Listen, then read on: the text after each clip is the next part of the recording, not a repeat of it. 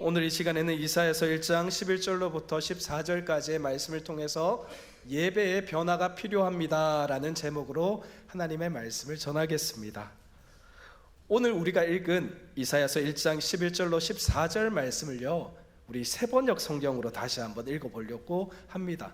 세번역 성경으로 다시 한번 읽어보고 우리 말씀을 시작하겠습니다. 11절부터 우리 14절까지인데요, 아까처럼 제가 먼저 교독으로 읽고 마지막에 합독하도록 하겠습니다. 제가 11절의 말씀을 읽겠습니다.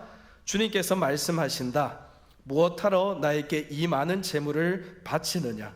나는 이제 순양의 번제물과 살찐 짐승의 기름기가 지겹고, 나는 이제 수송아지와 어린 양과 순염소의 피도 싫다.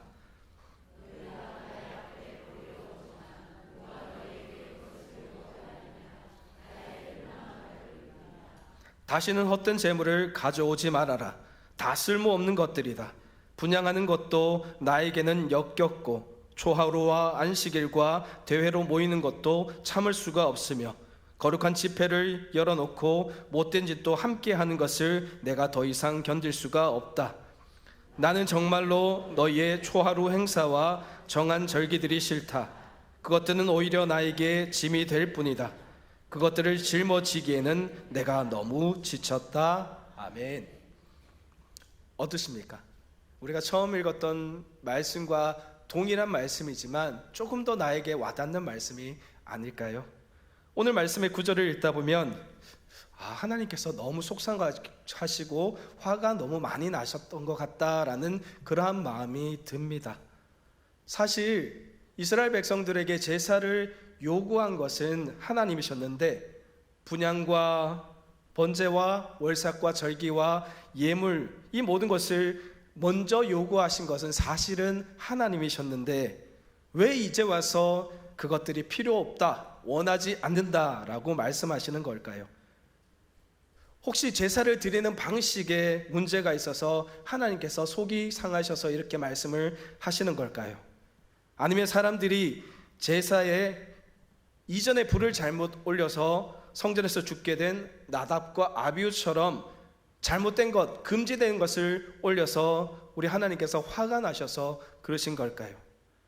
여러분, 오늘 하나님께서 이렇게 이스라엘 백성들에게 말씀하신 이유는 제사를 드리는 절차와 방법에 문제가 있어서가 아니었습니다. 이것은 이스라엘 역사를 보면 알 수 있는데요, 이사야는 BC 742년 우시야 왕이 죽은 해에 바로 선지자로 부름을 받게 됩니다. 하나님께서 오늘 이사야에게 1장에서부터 말씀하실 때 북이스라엘이 아수르 제국의 침략에 직면한 시기가 바로 그때였다라는 거죠. 이 말씀은 아주 중체대한 시기, 북이스라엘이 잘못하면, 까딱 잘못하면 아수르 제국에 멸망당할 수도 있는 아주 그러한 중체대하고 위험한 시기였다는 것입니다. 그런데 이렇게 대단한 중요한 시기에 이스라엘 민족의 영적인 상태는 하나님께 드리는 예배, 즉 하나님께 드리는 제사가 너무나 익숙해져 있었다라는 것이죠. 그런데 여기서 생각해 볼 것은, 아니 하나님께 드리는 제사가 익숙하면 좋은 것 아닙니까? 라고 말씀드릴 수도 있겠죠. 하나님께 제사를 많이 드리면 문제가 되는 걸까요? 아니죠. 1000번제를 드린 솔로몬을 하나님께서는 기뻐하시면서 그에게 큰 축복을 베푸셨다라는 사실을 기억한다면, 제사를 많이 드린다고 해서 문제가 될 수 있는 것은 전혀 아니라는 겁니다. 그렇다면 도대체 뭐가 문제였을까요? 이스라엘 백성들은 이때만 해도 눈 감고도 하나님께 드리는 제사를 드릴 수 있을 정도로 이제는 제사 자체가 몸에 배어져 있었습니다. 여러분, 그런데 그것 자체가 문제였습니다. 그들은 진정으로 예배하는 마음 없이 그저 제사의 형식만으로 제사를 드리고 있었던 거죠. 말 그대로 그들은 마음과 정성을 다해 하나님께 예배 드리는 것이 아니라 예배 드리는 신용에 불과했다라는 겁니다. 율법에 따라서 종교적인 행위를 하고, 율법에 따라서 형식적인 제사만을 하나님께 드리고 있었다라는 겁니다. 예배해야 되니까, 지금까지 전통적으로 그 예배를 드려왔기 때문에 그렇게 한 것이지, 방법과 순서의 문제가 아니라 바로 마음의 문제로 하나님께 나아가지 못하고 있었다라는 겁니다. 이스라엘 사람들은 하나님께서 말씀하신 것들의 내용을 율법으로 정해놓았습니다. 그런데 정작 그들의 마음은 하나님께 향하고 있지 않았습니다. 율법은 반드시 지켜야 되는 것으로만 여겼지 그들의 마음속에는 정작 중요한 하나님이 빠져 있었다라는 것이죠. 그래서 하나님께서는 이스라엘 민족들에게 나는 외형적인 것을 원하지 않는다라고 이렇게 말씀하신 겁니다. 나는 그것에는 전혀 관심이 없고 오직 너희들의 진실한 마음만 원한다. 너희가 나에게 아무리 귀한 것을 드려도 나는 그것이 중요하지 않다. 나는 오직 여기서 예배드리는 너 한 사람, 너의 마음만이 중요할 뿐이다 라고 오늘 그렇게 우리에게 말씀하고 있는 겁니다. 여러분, 이것은 제사의 방식이나 소를 몇 마리 잡고 또 불은 어떻게 붙이는가 하는 것이 중요한 것이 아니라고 우리에게 말씀하고 있는 내용입니다. 이사야서 29장 13절에 바로 그 말씀이 나오는데요, 우리 함께 한 목소리로 읽도록 하겠습니다. 주께서 이르시되 이 백성이 입으로는 나를 가까이하며 입술로는 나를 공경하나 그들의 마음은 내게서 멀리 떠났나니 그들이 나를 경외함은 사람의 계명으로 가르침을 받았을 뿐이라. 아멘. 여러분, 이 말씀 그대로입니다. 이스라엘 백성들의 마음에는 예배는 형식에 지나지 않았고 그저 아무런 마음 없이 예배를 드리고 있었던 겁니다. 마음은 콩밭에 가 있으면서 하나님과의 관계는 이미 단절되었고 오직 형식만 남은 신앙만 가지고 있었다라는 것이죠. 하나님께서 주시는 복은 바라지만 하나님께서 요구하시는 성도로서의 의무는 감당하기 싫었다라고 할 수 있습니다. 여러분, 지금 우리의 모습은 어떨까요? 이때 당시에 이스라엘 목석과 별반 다르지 않습니다. 크게 교회를 세우고 많은 사람들이 모이고 많은 헌금을 하고, 그래서 큰 교회당 많은 헌금을 낸 사람들이 최고인 것처럼 보입니다. 멋진 음악과 풍부한 음량, 오케스트라의 장엄한 음악이 가득한 교회. 그런데요, 가만히 그 내면을 들여다보면 무언가가 부족해 보입니다. 많은 것이 있고 풍족해 보이는데 영적으로 굉장히 뜨거워야 하는데 이상하게도 무언가가 부족해 보입니다. 많이 있고 충만해 보이는 예배 가운데 뭔가 빠져 있는 것 같은데, 사람은 많은데 찬양의 소리는 웅장한데 그 속에 정작 예배의 주인이신 하나님은 빠져 있다라는 것입니다. 스타 강사인 목사가 주목받습니다. 음악이 주목받습니다. 뜨겁게 기도하는 그 기도 자체가 중요한 것이 아니라 사람을 주목하여 봅니다. 그러므로 여러분, 이제 우리는 우리의 예배에 변화가 필요합니다. 우리의 심령이 변화되어야 하고 우리 심령을 울리는 메시지를 예배 가운데 확인할 수 있어야 합니다. 마태복음 5장 6절의 말씀을 보면 이렇게 말씀하죠. 의에 줄이고 목마른 자는 복이 있나니 그들이 배부를 것임이요. 아멘. 여러분, 예배도 마찬가지 아닐까요? 우리의 마음이 의에 줄이고 목말라야 합니다. 하나님의 말씀을 갈급해야 한다는 말씀입니다. 여러분, 우리 안에 무언가가 가득 채워져 있다라면 그곳에 들어갈 수 있는 것은 아무것도 없습니다. 우리 안에 정말 많은 것이 채워져 있지 않나요? 내어버리고 싶은데 이것도 아깝고 저것도 아깝고 내가 지금까지 이것을 어떻게 내 안에 담아놨는데 라는 생각으로 그 마음 가지고 이 예배당에 나오시지 않습니까? 여러분, 만약에요, 여기 계신 여러분들이 누구라도 상관없습니다. 며칠을 굶었다고 한번 생각해 볼까요? 며칠을 굶었어요. 하루 말고 한 끼 말고요, 며칠을. 그렇다면 맛있는 음식이 그립겠죠. 지금까지 먹었던 음식이 머릿속에서 빙글빙글 아마 도실 겁니다. 통닭, 피자, 아니면 다양한 음식들이 머릿속에서 상상되어지겠죠. 눈을 감으나 떠나 온통 머릿속은 먹는 생각뿐일 겁니다. 아우, 빨리 이 배고픔에서 벗어나야 할 건데. 그런데 만약에요, 눈앞에 갑자기 좋은 음식이, 정말로 내가 먹고 싶은 음식이 내 앞에 차려졌다라고 한번 생각해 볼까요? 여러분, 어떻게 하시겠습니까? 그때 어떻게 하시겠어요? 테이블을 준비하고 아름다운 식탁보를 찾아서 꺼내서 펼쳐놓고 양초를 찾아 세워서 불을 켜놓고 아름다운 음악을 틀었고 그리고 나이프와 포크를 준비하고 음식의 향을 맡으며 그리고 그 음식을 하나씩 조금씩 먹으면서 맛을 음미하고 그렇게 우아하게 음식을 드시겠습니까? 아니죠. 그죠? 며칠을 굶었는데 언제 식탁을 준비하고 식탁보를 준비하고 양초를 켜고 하겠습니까? 내 눈앞에 음식이 있는데 허겁지겁 먹여 채우겠죠.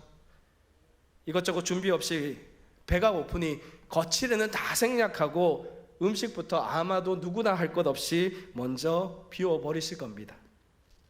여러분, 우리는 분명 영적으로 배고픈 상태인데 우리 마음에 무언가가 가득 채워져 있다면 그 배고픔을 느끼지 못할 수밖에 없습니다.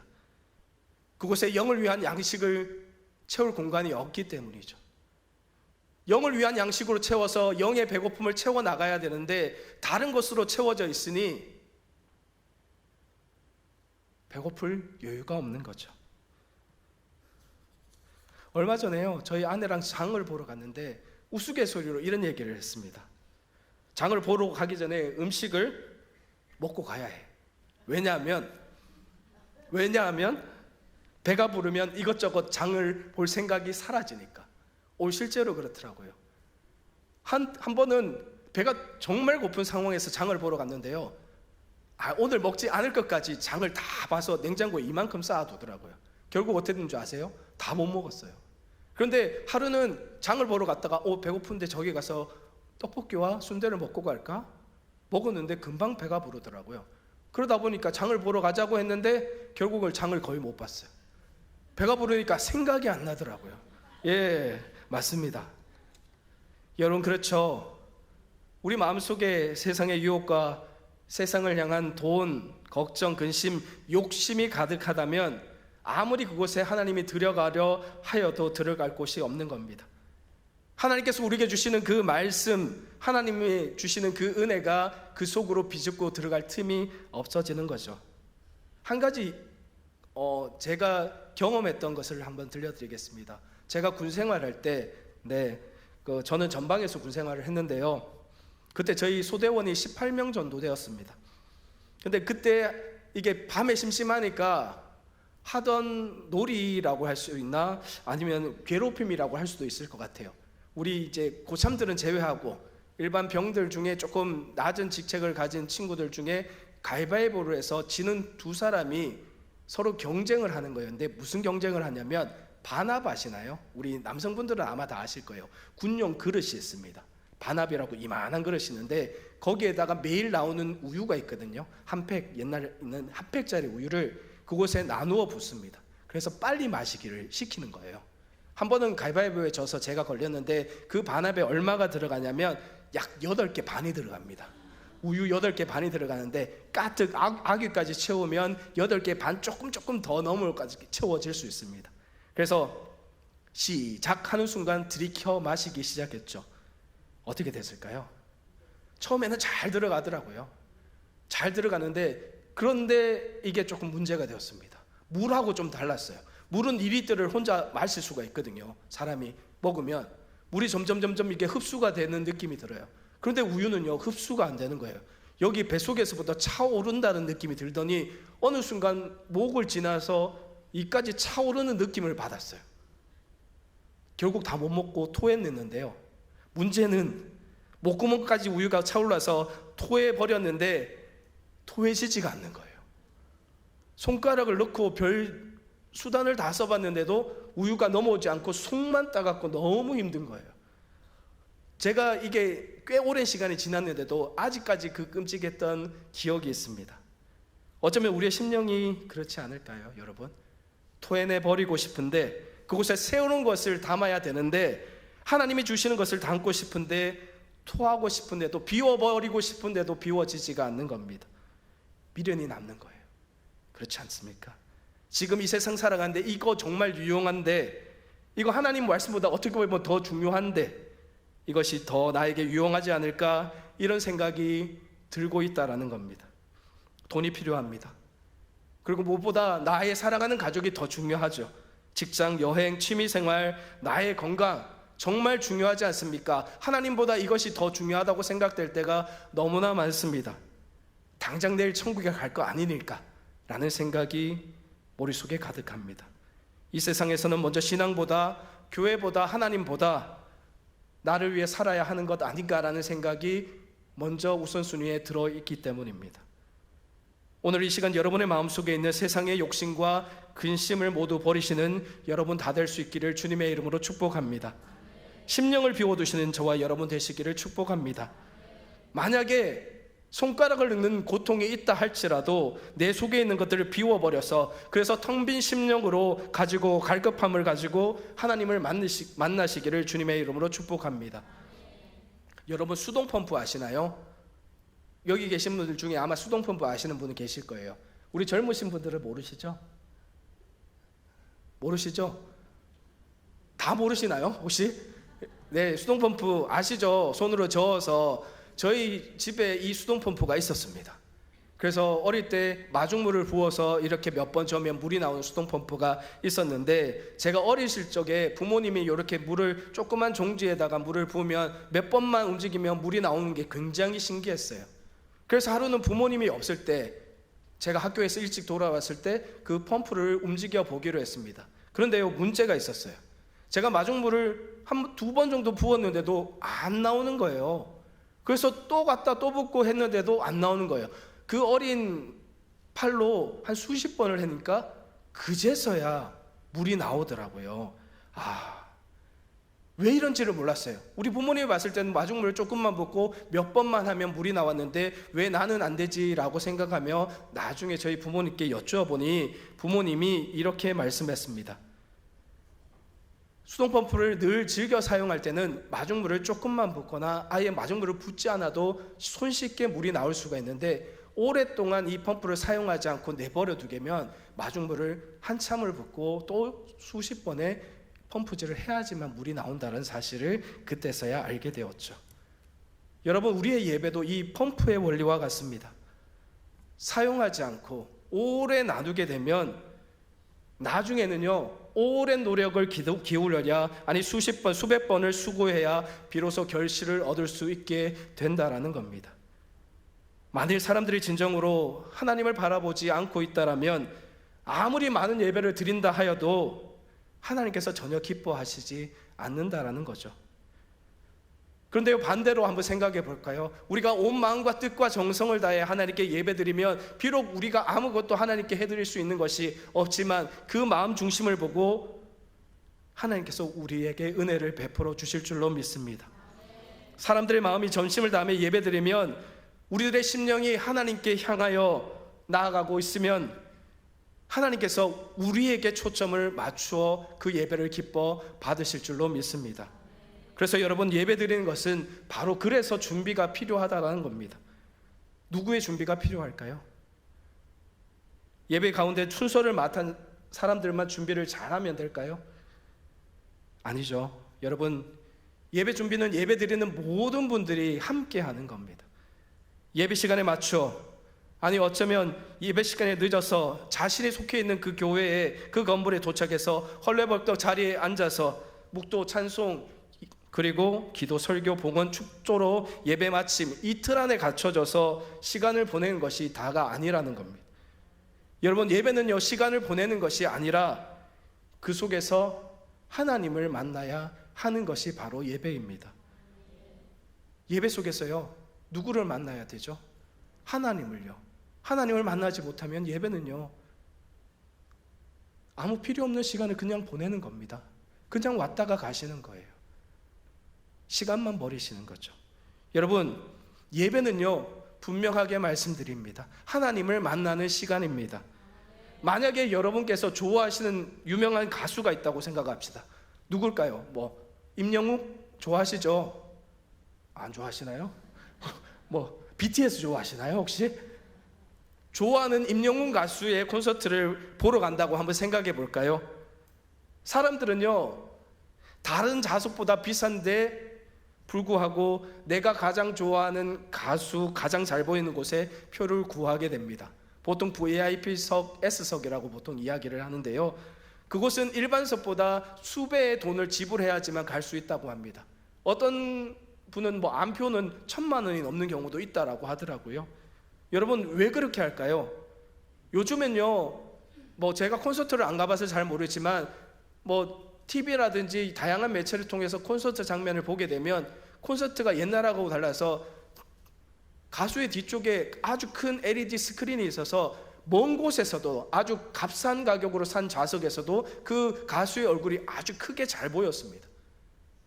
무엇을 하는지가 너무나 잘 보였는데도 불구하고 굳이 왜 비싼 수천만 원의 돈을 들고 왜 가수가 가장 잘 보이는 곳에 왜 그곳으로 갈까요?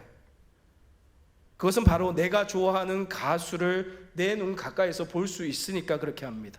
그의 움직임, 그의 미소 하나까지도 내가 내 눈으로 직접 볼 수 있기 때문에 아낌없이 비용을 투자하는 것입니다. 왜요? 나의 마음이 그 사람에게 있기 때문에 그렇게 하는 거죠. 내 마음이 그 사람을 향해 있기 때문에 내가 내 것을 내어놓더라도 하나도 아깝지 않다라는 거죠. 여러분, 우리가 드리는 예배, 이 땅의 어떤 가수나 연예인보다 더 귀하고 복된 하나님을 만나는 자리입니다. 그렇다면 우리가 드리는 예배는 연예인을 만날 때보다 더 기대하고 더 준비하고 더 기다리며 맞이해야 되는 것이 맞습니다. 우리의 영이 하나님을 갈급해하고 영적인 배고픔을 가지고 있으면서 더욱더 기대하고 예배의 자리로 나와야 하는 겁니다. 여기서 말씀을 전하시는 담임 목사님의 그 목소리 하나하나 놓칠까 귀를 기울이고 시선을 그곳에 집중하면서 그 속에서 나오시는 하나님의 놀라우신 영적인 메시지를 내가 받겠습니다라는 소망을 가지고 나와야 되는 것이 바로 예배입니다. 예배가 시작된 후에 늦지막이 예배 자리에 나와서 축도가 끝나기 전에 자리에서 일어난다면 여러분, 과연 그것을 보고 예배를 드렸다라고 할 수 있을까요? 여러분, 분명합니다. 예배는 출석표를 찍는 시간이 아닙니다. 그냥 왔다 갔으니 출석한 것이다, 그것이 아니에요. 나는 출석도장 몇 번 찍었으니 천국으로 가는 것이 당연하다, 그렇게 생각하는 것도 아닙니다. 영혼 깊은 곳에서 갈급함과 갈망이 있을 때 비로소 우리는 그분을 사모하고 그때 비로소 그분이 우리를 찾아와 주실 줄로 믿습니다. 여러분, 내가 불을 붙이는 것이 아니라 성령님이 우리의 갈급함을 보시고 그 사람의 갈급함 위에 놀라운 성령의 불을 붙여 주실 줄로 믿습니다. 그러므로 여러분, 은혜를 사모하시기 바랍니다. 사모하시는 10년 가운데, 갈급한 10년 가운데 성령님께서 비로소 우리에게 은혜 베풀어 주실 줄로 믿습니다. 여러분, 우리는 종종 기도하는 것을 있는 이유는 우리가 기도가 하더라도 실제로 어떤 일이 일어나야 될 것이라는 확신을 가지지 않기 때문입니다. 물론 누구도 이 사실을 드러내놓고 인정하지는 않습니다. 그러나 만일 기도할 때마다 만약에 1분 이내에 그 기도가 응답받고 결과들이 나의 눈으로 보여진다면 어떻게 될까요? 아마도 예수님을 믿는 누구라도 기도하지 않는 사람 없을 겁니다. 누구라도 시간이 날 때마다, 틈날 때마다, 아니요, 틈이 없더라도 이 자리에 나와서 하나님께 간구하고 붙들고 기도할 겁니다. 그렇지 않나요? 그런데 여러분, 그거 아시나요? 기도하심은 하나님께서 응답해 주십니다. 응답하지 않는 것이 아니라는 겁니다. 하나님을 신뢰하시기 바랍니다.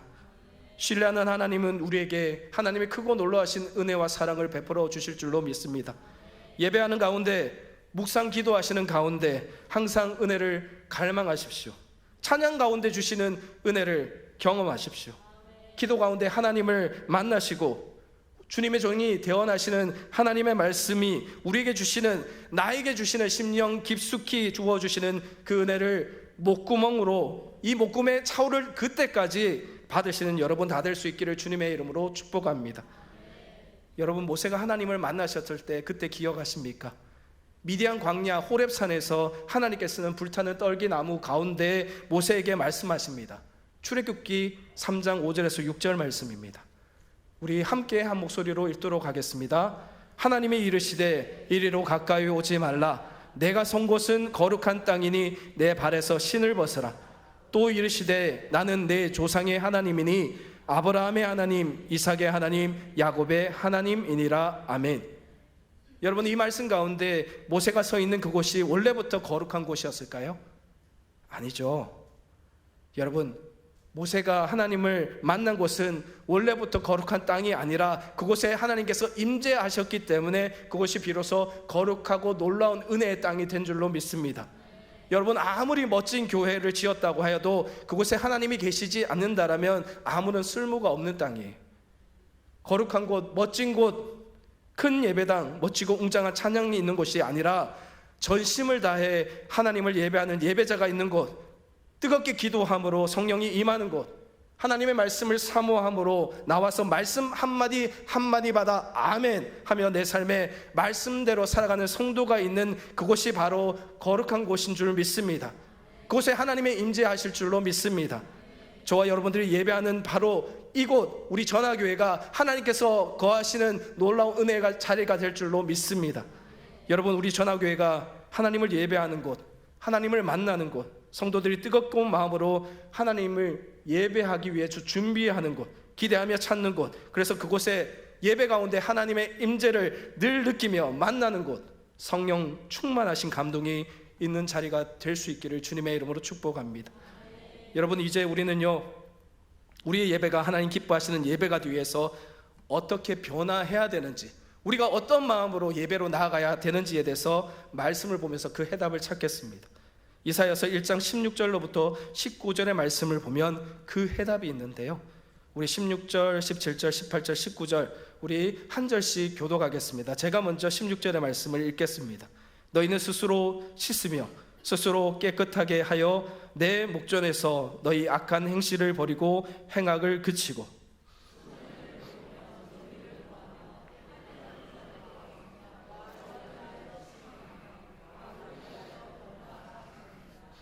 여호와께서 말씀하시되 오라 우리가 서로 변론하자. 너희의 죄가 주홍 같을지라도 눈과 같이 희어질 것이요 진홍같이 붉을지라도 양털같이 희게 되리라. 너희가 즐겨 순종하면 땅의 아름다운 소산을 먹을 것이요. 아멘. 오늘 이사야서의 말씀처럼 우리는 형식적인 제사와 그리고 희생제물에 그치지 않고 진정한 회개와 순종으로 하나님께 나아가야 된다라고 이사야서 1장 16절에서 19절 말씀은 우리에게 분명하게 말씀합니다. 예수님께서 말씀하신 열처녀의 비유를 기억하십니까? 슬기로운 열처녀는 신랑을 맞이할 준비를 철저히 했고 기름을 미리 준비해서 신랑의 잔치에 참여할 수 있었습니다. 반면 미련한 처녀들은 준비 없이 신랑을 맞이하였고 그렇기 때문에 그들은 신랑이 맞이하여 잔치에 들어갈 수가 없었습니다. 놓치고 말았죠. 여러분, 우리의 예배도 마찬가지입니다. 우리도 어리석은 열처녀처럼이 아닌 슬기로운 처녀처럼 준비하는 마음과 자세로 예배드리며 나아가야 할 줄로 믿습니다. 먼저 우리는 날마다 우리 앞에 놓여진 자신의 삶을 돌아보고 회개하고 기도할 줄 알아야 됩니다. 그리고 내가 만나는 이 시간, 내가 있는 이 시간 하나님을 만나는 자리입니다 라는 마음으로 간절한 심령으로 하나님께 나아가야 됩니다. 하나님, 오늘 제가 하나님 만나지 못하면 이 자리를 벗어나지 않겠습니다. 하나님께서 주시는 그 말씀 한 자리도 놓치지 않겠습니다. 내가 기도하는 이 기도가 내 온 마음과 뜻과 정성으로 담아서 하나님께 외쳐 부르는 기도가 되기를 원합니다 라는 마음으로 나아갈 때 하나님께서는 우리의 심령을 붙잡아 주시고 우리가 생각하지 못하는 놀라운 은혜를 부어주실 줄로 믿습니다. 그리고 우리는 하나님의 말씀에 순종해서 그분의 뜻을 따라가는 삶을 살아야 됩니다. 교회 안에서만 성도가 아니라 교회 밖에서도 온전한 믿음의 성도로서 하나님의 말씀처럼 빛으로 소금으로서의 그 역할을 감당할 줄 알아야 됩니다. 빛은, 소금은 자신을 태우면서 그 역할을 감당하는 겁니다. 자신의 희생 없이 뭔가 받기 위해서 살아가는 인생이 아니라 내 자신을 희생함으로써 예수 그리스도의 복음을 온전히 전하는 삶을 살아가야 한다는 겁니다. 그러기 위해서는 우리는 분명 하나님의 말씀을 잘 듣고 행하고 살아가야 합니다. 내 고집, 내 가치관을 기준 삼는 것이 아니라 이제는 예수로 인해 변화된 모습으로 살아가는 것이 필요합니다. 누가 뭐라 하더라도 말씀 중심으로 살아가는 것, 어떻게 하면 이것이 하나님께서 기뻐하신 일인가 라고 생각하며 살아가는 것이 필요합니다. 내가 지금까지 어떻게 살아왔든 이제는 중요하지 않습니다. 예수로 인해서 변화된 모습이 나에게 비춰지고 내가 그렇게 살아가야 너 예수 믿었으니 변화되었구나, 너 예수 믿을 때 예수 믿지 않을 때와 너무 다르게 살아가는구나 라는 소리를 듣는 것이 오히려 복된 삶인 줄 믿습니다. 사랑하는 여러분, 하나님 기뻐하시는 예배자로 살아갈 수 있기를 주님의 이름으로 축복합니다. 참된 예배자의 모습으로 하나님 기뻐하시는 예배를 드릴 수 있기를 원합니다. 여러분, 우리가 정말로 가져야 하는 것은 예배를 향한 갈망입니다. 그리고 하나님을 향한 기대감을 가지고 나오십시오.